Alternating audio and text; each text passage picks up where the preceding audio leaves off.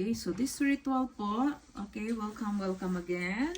So, magre-ritual po tayo. So, this ritual naman is for relationship, okay, wealth, and protection. So, ayan. And why we need this, isulat ang pangalan, kasi importante yan, kasi this is intended for you, sa sarili mo. Okay, so we need a bowl. Okay, so clear bowl, and then a salt, and then a paper and a ball pen. So while preparing your water, okay, so why we need water? Because water calm focus and positive for mental, clearly visual, and then fluidity of life, diba?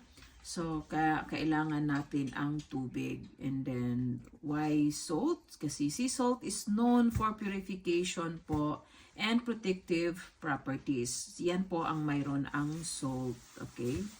So, now, pag gagawin mo to, kailangan in a quiet place, relax na. We call this also wealth corner. If you have wealth corner, then do this in your wealth corner. Okay, so with your crystals, so may mga crystals, okay? So, ayan, ilagay mo ang mga crystals mo habang ginagawa mo ang rituals na to. So, it's good if you have the citrine, kasi si citrine is also money magnet, and if you have this mga symbol ng tower, okay? So, this is also best ng ating pagre-ritual ng wealth, and yung bow is also a wealth. So, that's why we call this a wealth corner.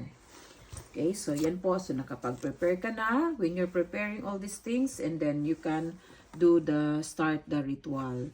So, pag minix mo to, you can mix your water. So, you put the water.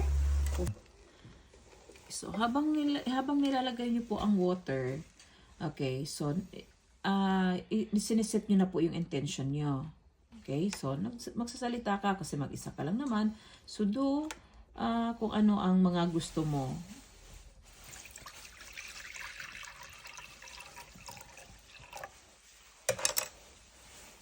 Ayan, so water. Okay. And then ilagay mo yung salt. Okay, so 1 spoon of salt is okay. Huwag mo muna siyang i-mix, okay? So, while preparing your intention, wishes dito sa papel, okay, sa clear bond paper, malinis ha, malinis. Put your full name.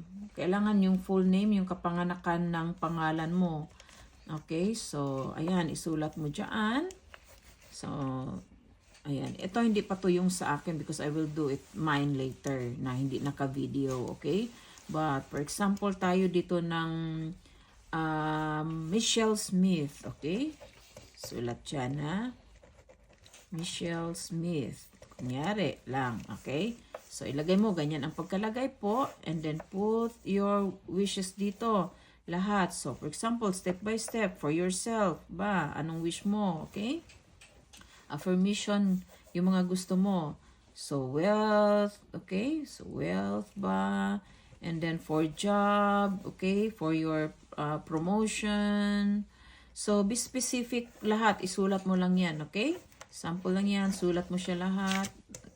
Everything na mga gusto mo. Pag may nakalimutan po kayo, okay lang yan kasi next month, you will always do this sa new moon.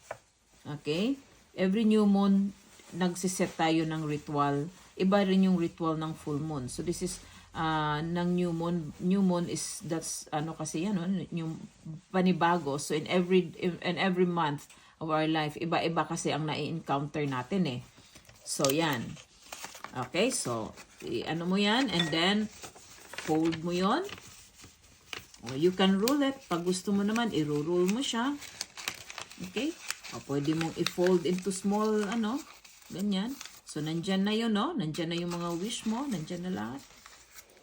So, imi-mix mo na itong ano mo.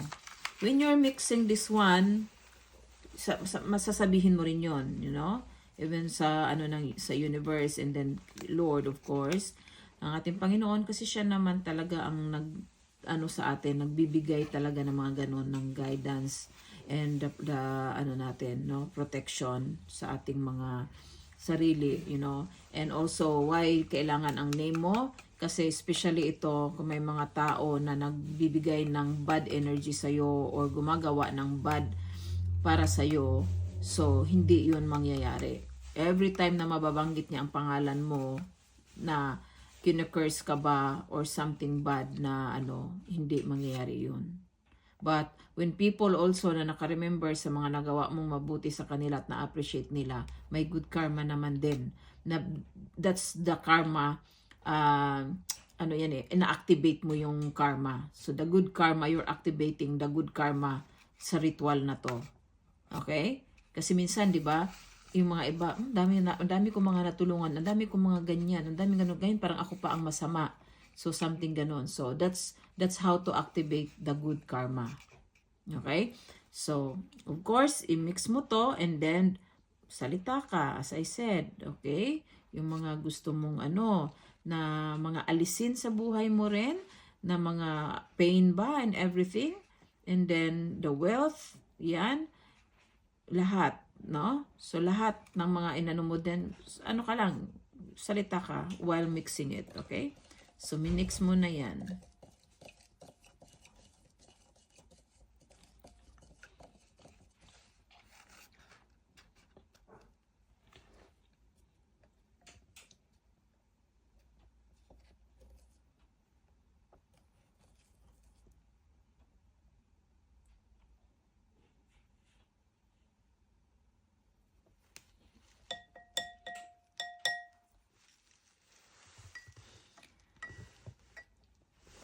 Okay?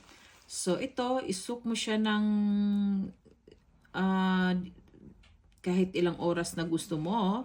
Okay? But, huwag po siyang lalampas po ng 12 midnight, ha? So, after ng 12 midnight, okay, basta wag pong lalagpas ng ano yan I mean yung pag ano mo ng paggawa. Okay, ang pag-prepare nito is kailangan wag lalampas po ng 12 ng madaling araw or midnight. Kailangan nagawa mo na ito na wala pang 12. So after 12 midnight mamaya or bukas ng umagang-umaga kung nakatulog ka. If you fall asleep and then okay, you're done now with the ritual. Get a clean jar, white jar, mga clear jar.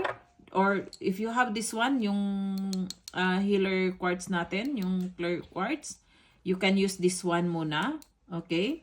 Or if wala, then any white jar, okay? Don't use the plastic. So, kunin mo na ito, of course, di ba? Yung iyong papel. Ayan. Ilagay mo dyan, and then, lagay mo yung tubig.